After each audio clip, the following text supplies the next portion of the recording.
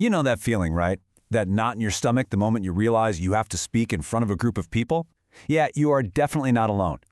Today, we're going to dive into an organization that's spent literally a century helping people conquer that exact fear, Toastmasters International. We're going to unpack their blueprint for building real confidence and leadership. All right, so let's kick things off with a quick question. What do you think is one of the most common fears out there? Right up there with things like heights and spiders. I bet you guessed it. Yep, it's public speaking. There's even a fancy term for it, glossophobia. And for millions of people, the idea of standing up in the spotlight is, well, it's terrifying.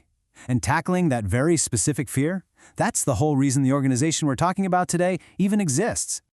Okay, so how big of a deal is this fear really?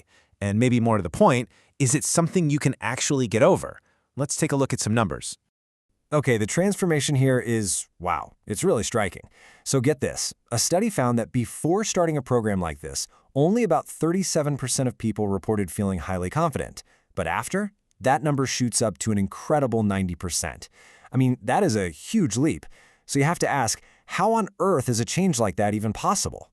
Well, to really get the how, we've got to look at the history, because this isn't some new idea. We are talking about 100 years of practice, an idea that started, believe it or not, in a simple basement and grew into this massive global movement. So you can see the journey right here.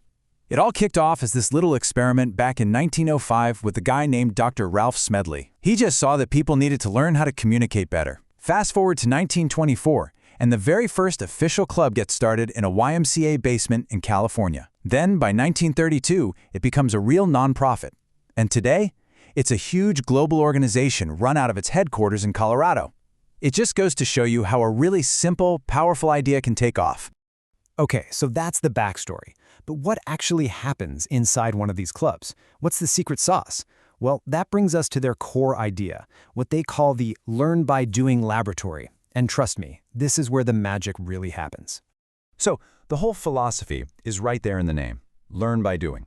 A Toastmasters meeting is not a class where you just sit there and listen to a lecture. No way. Think of it more like a hands-on workshop, a lab. Everybody has a job to do. Everyone gets a chance to get up and practice in a really safe, supportive environment. It is all about getting involved. So what does one of these lab sessions actually look like? Well, a typical meeting is broken down into 3 main parts. First up, you have prepared speeches. This is where members give talks they've been working on. Then you get to my favorite part, table topics. This is an impromptu speaking session. It really teaches you to think on your feet.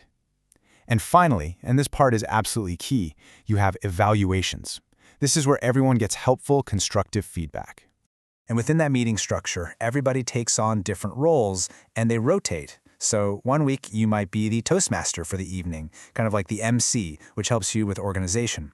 The next week, maybe you're the topics master, coming up with those fun, impromptu questions. There's even an ah counter who helps you notice and cut out all those little filler words like and ah. And a general evaluator who gives feedback on the whole meeting.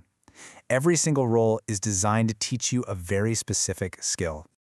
All right, so you're doing all this practice, taking on all these roles. What's the end result? Let's talk about that personal transformation, that journey from pure fear to actual confidence. It's a huge psychological shift that so many members go through. So how does this actually work? How is that confidence built? Well, it really boils down to 3 things. First, there's desensitization. The more you do something, the less scary it becomes, right? Your brain's fight or flight response just starts to chill out. Second is positive reinforcement. Because the feedback is always supportive, you start to associate speaking with a good feeling, not a bad one. And finally, you're actually acquiring skills. You're learning how to structure a speech, how to deliver it, and that confidence pushes out the uncertainty. Okay, so you've built up all this confidence. That's fantastic. But how does this actually help you in your career? This is where we start talking about something called executive presence, basically taking what you learn in the club and bringing it to the office. So what is executive presence anyway? It's one of those things that's kind of hard to define, but you know it when you see it. It's that quality that just screams leader. It's a mix of confidence, being a clear communicator, and being able to make decisions under pressure.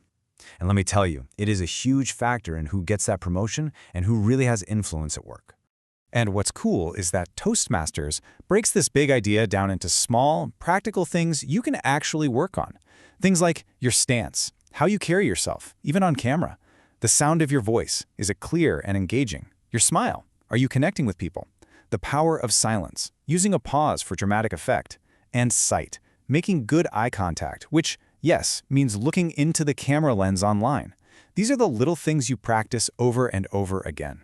And the cool thing is, it's not a one-size-fits-all program anymore. Their modern curriculum is called Pathways, and it lets you pick what you want to focus on. So for example, if you want to get better at giving big presentations, you can choose the Presentation Mastery path. If you need to get better at managing projects and people, maybe dynamic leadership is for you. Or you could work on effective coaching to be a better mentor. It's super flexible, and you can really tailor it to your own career goals. And if you're still wondering if the corporate world actually buys into this, just look at this. Over half, more than 50% of all Fortune 500 companies sponsor Toastmasters clubs for their own employees. Why? Because they know these aren't just soft skills. They are essential leadership skills that give their teams a serious competitive edge. When you boil it all down, it really comes back to this one powerful idea. This quote from an analysis of the program. It calls Toastmasters the essential architectural blueprint for leadership development. I love that.